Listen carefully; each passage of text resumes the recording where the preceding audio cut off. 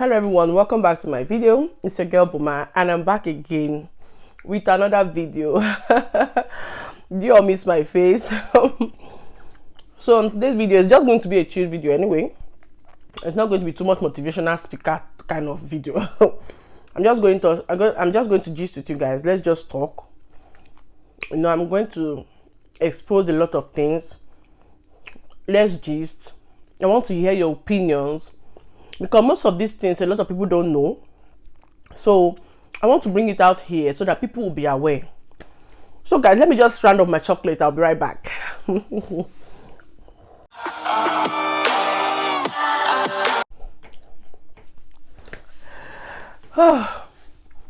So I'm back, guys. So on today's video, I want us to be talking about a lot of reasons why many people living in the abroad before you don't give you accommodation.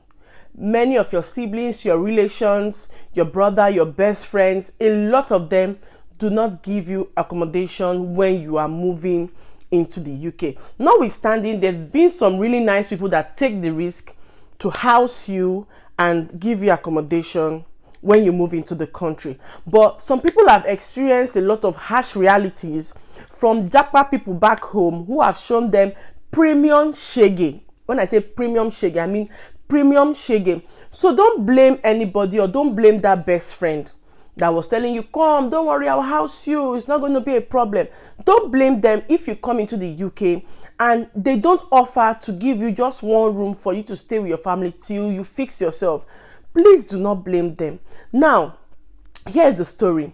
A lady came into the UK and she had a friend who was working with her in the bank, and she accommodated her friend. I would like to give the two ladies a name so that we can actually balance the story well and fix our head into the picture of the kind of story I want to tell, so that we both, we can, all of us can relate. Both you are watching and I myself can relate easily. So let's say the lady in the UK is Choma and the one coming into the country is Grace. So Grace was coming into the UK and told Choma, oh Choma, I'm coming into the UK and I'm coming with my family, I'm coming with my husband and my two kids. Choma was happy. This is her colleague from the bank. Why not if not?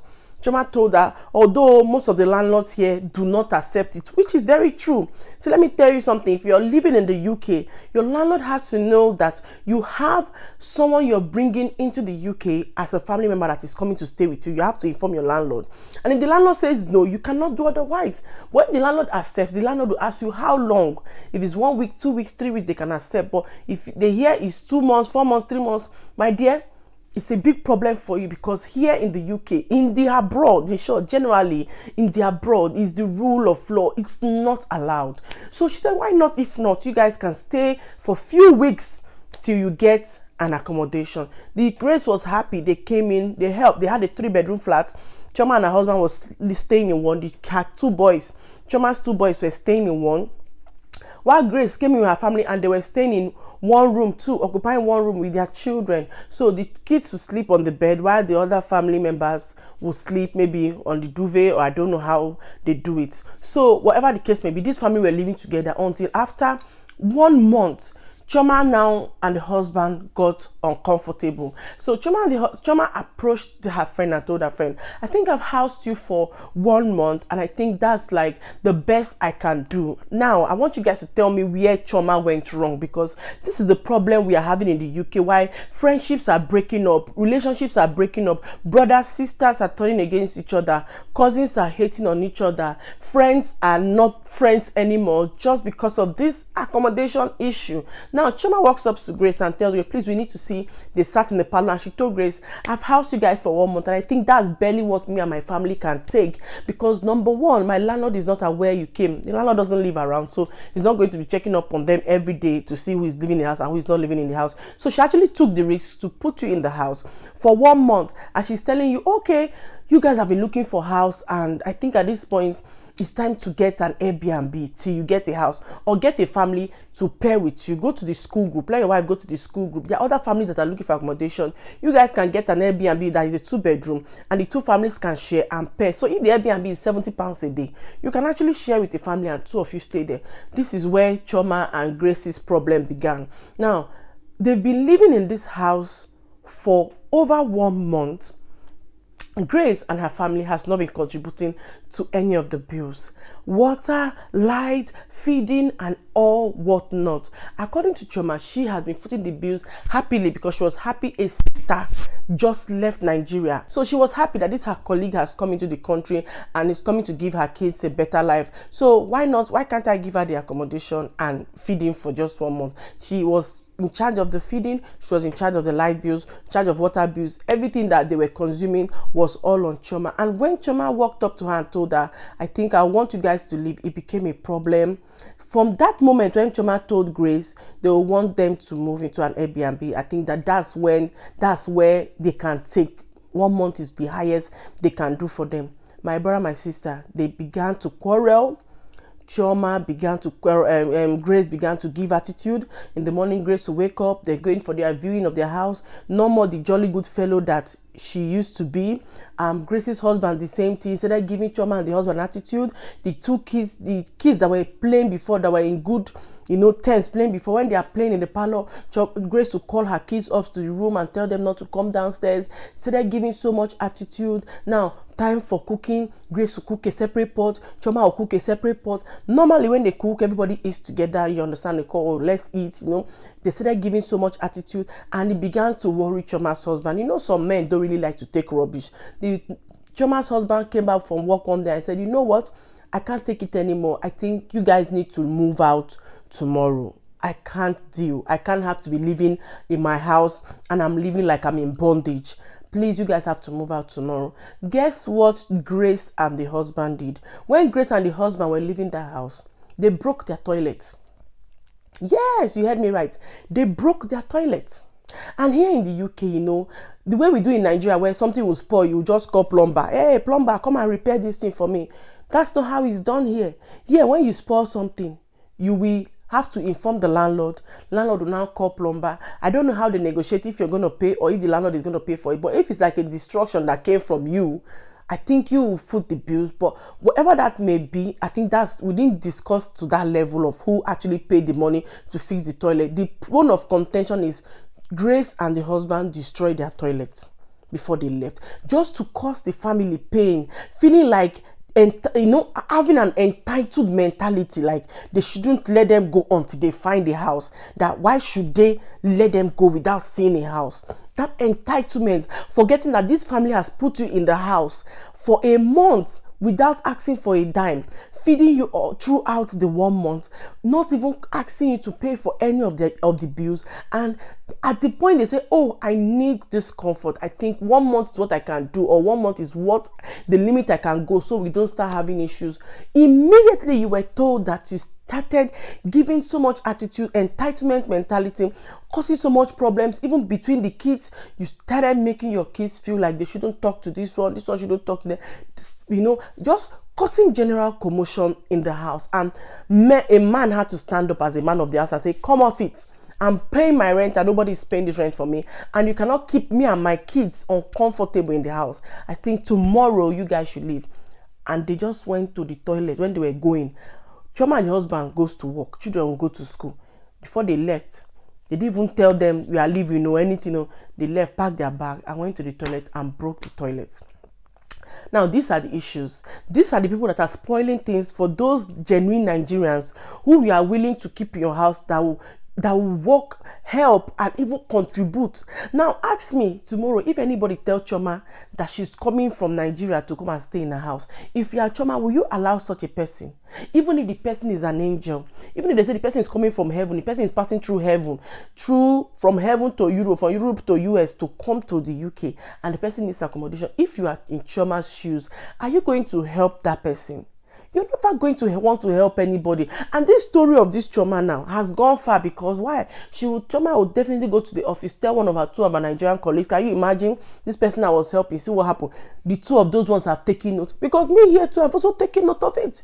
The next person too will take note. Chioma will tell this person. Before you know, 5-6 people have heard the story and everybody is resentful. Nobody wants to really assist. Even to take risk for you is a problem. These days, even recommending jobs for certain people that are coming from back home is a problem, because you recommend them for a job, they will go there and lick the soup and lick the bowl and finish all the food, and you will not see food to eat. Before you know, they start giving attitude. Before you know, you go to your workplace, because they know you from way back home, they start giving you problems. They start causing commotion for you at your workplace. They start doing a lot of things that you start wondering, who puts me inside this wahala? My brother, my sister, is not funny. You start wondering, who send me message to go tell this boy, say, work day here, because now he will come there. You know, some of our people, sorry to say, are very lousy. They don't study the environment. Like me now, if I go somewhere, if somebody takes me somewhere, I watch the environment and I say, oh, people here are sad. They are not happy. I will sit down like this, so I'll be sad. So people enter a place, see people are sad, you'll be making just, why you keep your face like this? You know, some people are just somehow. And again, when you find somebody that puts you in their accommodation here in their abroad, my brother, my sister, don't wait for them to tell you to go and get groceries. Don't wait for them to tell you to go and buy Indomie for your children. Don't wait for them to tell you to bring money for light bill. With your chinwe and charity, bring out money, give them. Say, oh, take, go and get some soap. Oh, take, can we go and get some ice cream for the kids? The little you have, because if you were paying Airbnb £70 a day, you will also still be feeding. So if somebody accepts to put you in the house, sacrifice and say, okay, since I am in this house, I'll be the one to be settling the light bill. They are not going to be angry.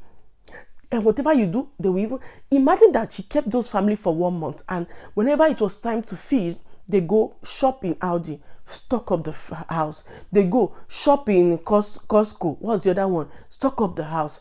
Or if better still, at the end of the month, they ask, Oga Chinedu or Oga Emeka, please, how much is light bill? I know I cannot pay rent now, but at least let me contribute to light bill. Light bill is £200. Okay, take £200 for the 1 month. That is how it's done. You don't wait for people that are housing you to come and be asking you to bring out money. It's evil. I feel like people that do that is evil of you. Somebody feeds you for 1 month in abroad. Abroad is hard. It's hard. For every £10 you are eating from somebody, it's somebody's strength and hard work and shit packing. So you come and you just relax and you don't feel remorse about anything. Some even as much as leave your house in the dirtiest state. Here in the UK, a landlord can reference you for your next accommodation. Like the way I protect this at my accommodation, I'm always cleaning. If my children stay in the wall, I'm so sad because tomorrow I might go to the next house. So, oh, bring your landlord to reference you for this particular accommodation. Is too, like, there's some kind of nice quality houses you will see. They will tell you, this house is 1,500, this house is £1,200. But for us to give you this house, your old landlord has to reference. If you've destroyed the house because you've been helping a lot of people, you've destroyed the house because you've been putting in a lot of people from way home in your house, and the house is destroyed, who is going to bear the cost? You, because your landlord is going to give a bad reference about you and say, no, I'm sorry, I can't reference this person. And the new landlord will know, okay, since I've told this man to reference for you and he has refused, obviously I think maybe you did not leave the accommodation in a good condition. Yes, it happens. These are the points many people don't tell people, or people don't want to say, because people say, hey, you are lying. Is it possible that before you bring a visitor you need to ask your landlord? It is true. Go and read the rules. When you enter a country, ask people, go to lawyers, go and ask them, what is the law of bringing someone into your house? What is the law if I want to bring in a family? What is the law if this, that?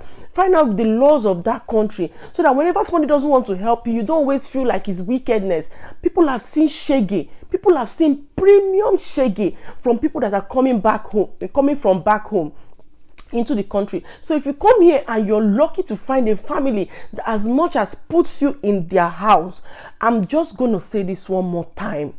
Do not relent and relax.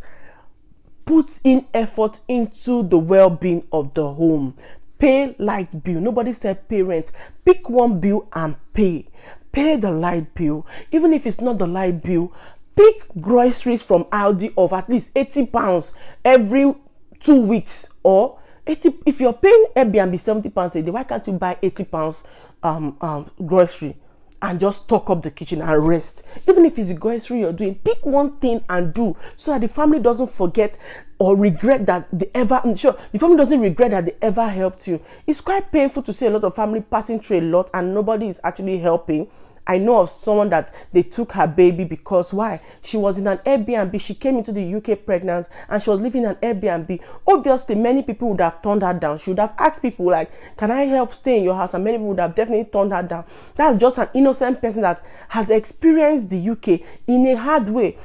I hope they give her back the child when they find accommodation. But these are the issues, because a lot of bad people or evil people that come in from Nigeria has spoiled the minds of those that are in here that are willing to help people.